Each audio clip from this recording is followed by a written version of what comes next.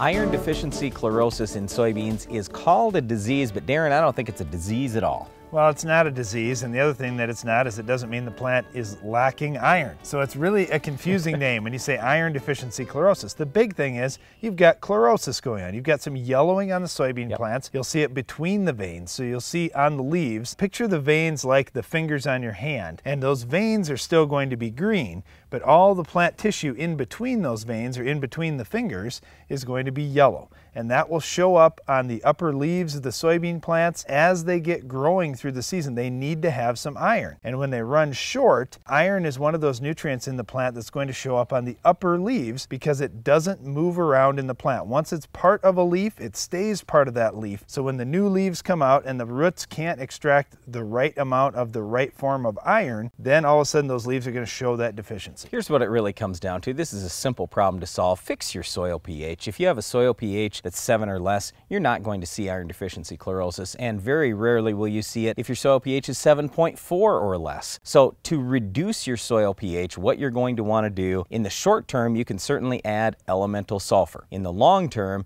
usually this issue comes back to drainage. Now, there are a couple other things. When you have poor drainage, you usually have higher nitrate levels, you usually have higher salt levels. Well, those are also key contributing factors to iron deficiency chlorosis. So if you have high pH, high nitrate, and high salt, you're going to have a lot of iron deficiency chlorosis. But again, that's all solved when you fix your drainage issue. Just back to that form of iron for just a minute. When you look at that high pH, what's really happening, you may have plenty of iron in your soil. And in fact, a lot of plant tissue analysis that'll get pulled by farmers with these areas in the field will show, hey, I've got plenty of iron. Why do I have iron deficiency chlorosis? Well, there are a couple different forms of iron. There's an iron that has a positive 2 charge and an iron that has a positive 3 charge. And when you've got the wrong form of iron that the plant can't use, that's what's really going on. So Brian mentioned adjusting the pH of your soil. That will fix that because now you'll have the right form of the chemical iron in the soil. All right, so we've talked about the long-term fix. Just get your pH down. And for those people that tell you, oh, you can't fix your soil pH, that's ridiculous. We've done that on our farm. We've fixed our soil pH. You can absolutely do it too. You just can't fix it right overnight with a permanent fix. That's what people are really seeing, that I can't just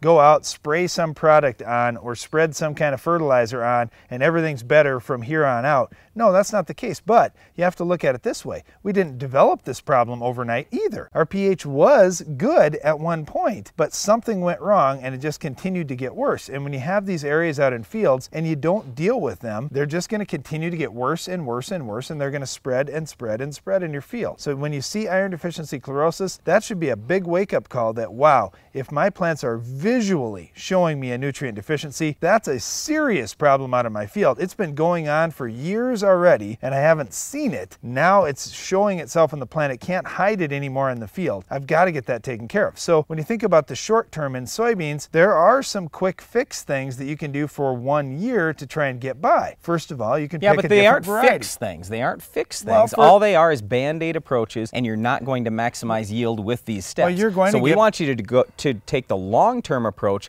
plus take the short-term approach, but just understand the short-term approach is sacrificing yield. All right, well, here's the short-term approach. Variety selection. There are big differences in soybean varieties on tolerance for high pH areas and high salt areas of fields. So when you look at soybeans, a lot of times in seed guides that you'll get from the seed companies, they'll have ratings on how well they can handle these iron deficiency chlorosis areas. For me, I look at variable variety planting, where I take some of those very defensive varieties, plant them just in those pockets in my field, and I can still plant that high yielding racehorse all around it and try to maximize what yield potential I have for this year. In other words, what we want you to do is get a planter or a drill that will vary variety as you cross the field. We've got that on our farm. That really pays. In addition to that, you can put products like soy green or green bean right in furrow. You can also do some foliar applications of iron, but usually those will just change the color on your plant, and the foliar applications typically don't gain you the yield that the in-furrow applications of iron will. Yeah, and it's not cheap either. You're probably going to spend $20 to even $30 on these in-furrow treatments in order to really change that spot. And you say, wow, that's very expensive.